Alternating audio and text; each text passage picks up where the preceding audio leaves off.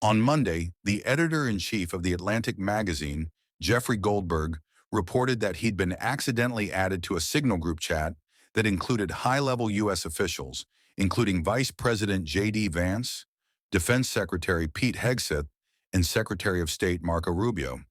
In the group chat, which was titled Houthi PC Small Group, Trump's team discussed carrying out airstrikes on the Houthis in Yemen, and even apparently shared operational details of the strikes before they happened, which is what convinced Goldberg the chat was real.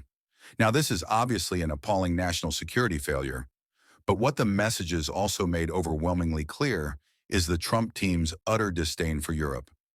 In the messages shared by Goldberg, Vance complained that he didn't want to bail Europe out again, prompting Hegseth to agree that, quote, European freeloading is pathetic, before Trump's Deputy Chief of Staff, Stephen Miller, suggested somehow getting the Europeans to remunerate the U.S. for the cost of the strikes.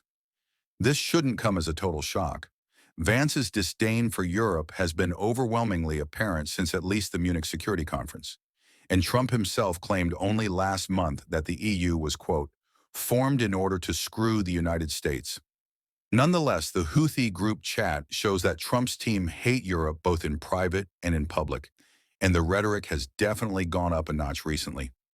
On Sunday, for instance, J.D. Vance affirmed America's interest in annexing Greenland and suggested that Denmark was, quote, not a good ally, while Trump's Middle East envoy Steve Witkoff called Europe dysfunctional and suggested the U.S. could replace Europe with the Gulf monarchies in a recent interview with Tucker Carlson.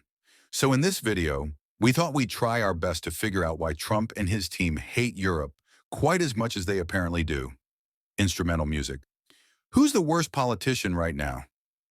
Hear our thoughts and argue with us on our podcast, The World Leader Leaderboard.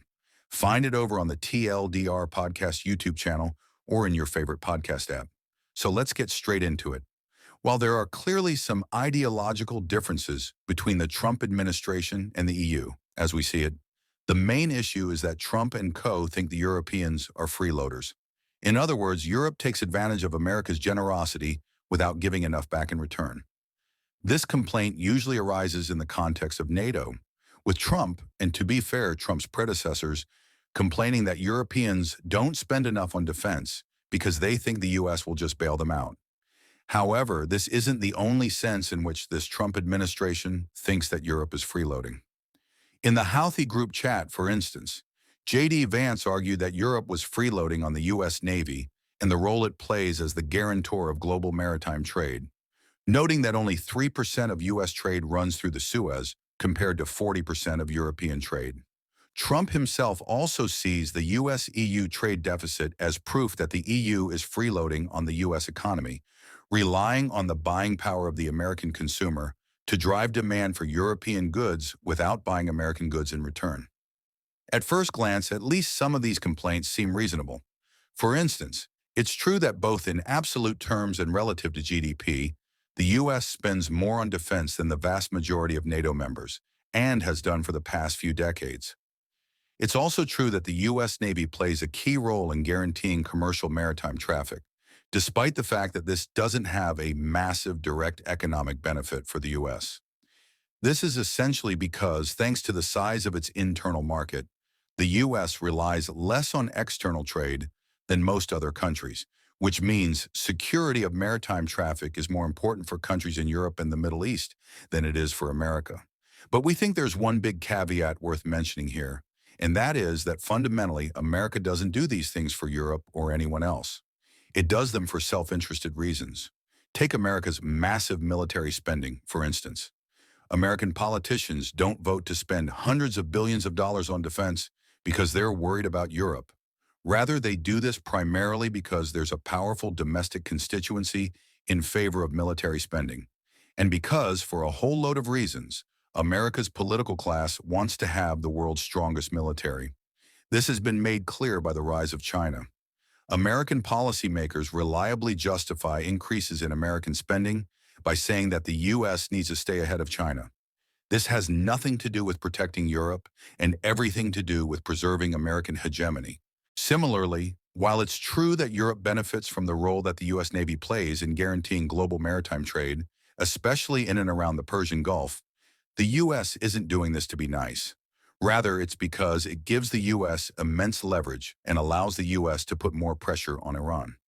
This speaks to a wider disagreement between Europe and the U.S. on Iran, with the U.S. generally taking a more hawkish stance, in part due to their close relations with Israel and Saudi Arabia, and the Europeans generally being keener on rapprochement, in part because Europe wants to buy Iranian oil and gas.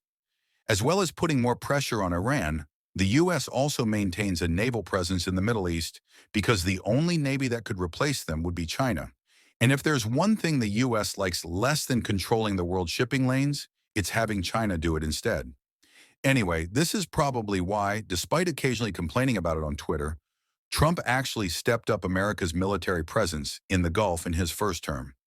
Something similar is true of the trade deficit, by the way. Leaving aside the fact that very few economists see a trade deficit as a form of freeloading, after all, what's wrong with American consumers buying German cars?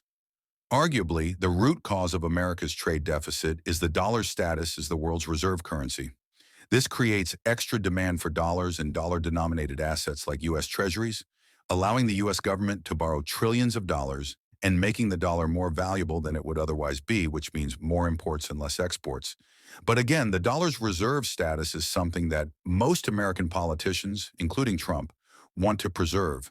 Trump has gone as far as threatening BRICS countries that try to de-dollarize with massive tariffs. In other words, even if you think that Europe's economy is in some sense freeloading on American demand, this is a consequence of a deliberate policy posture pursued by successive American administrations. So, you get the idea. The main reason that Trump and co hate Europe is because they think that Europe is a freeloader. But this isn't because the U.S. has always been too generous to Europe. Rather, the U.S. was following its own strategic self-interest. And this incidentally created opportunities for freeloading that European countries exploited. This doesn't necessarily excuse Europe. After all, you might argue that, as an ally, Europe should have done more to help the U.S. in these cases. But it's not a straightforward case of America being a benevolent hegemon and Europeans being lazy freeloaders, which is the narrative that's sometimes presented. This story about Trump striking Yemen has been covered by more than 61 sources. Interestingly, we know that 11 of these have been reported by the left and 12 have been reported by the right. That's because this week's sponsor, Ground News, are experts on pulling back the curtain on media bias. Built by a former NASA engineer on a mission to give readers an easy, data-driven, objective way to read the news, they ingest over 50,000 articles from all over the world, and then organize each by story. For each and every story, you can see the number of reporting sources, where these sources lead on the political spectrum at an individual level and group level. Compare the headlines of each source, and read each article all without ever leaving the app. But one of the best parts of the app is their comparison feature, which highlights specific differences in left-leaning and right-leaning reporting. For example, for this story, left-leaning outlets tended to focus on the humanitarian consequences of the strike, while right-leaning outlets tended to focus on the strategic thinking behind them.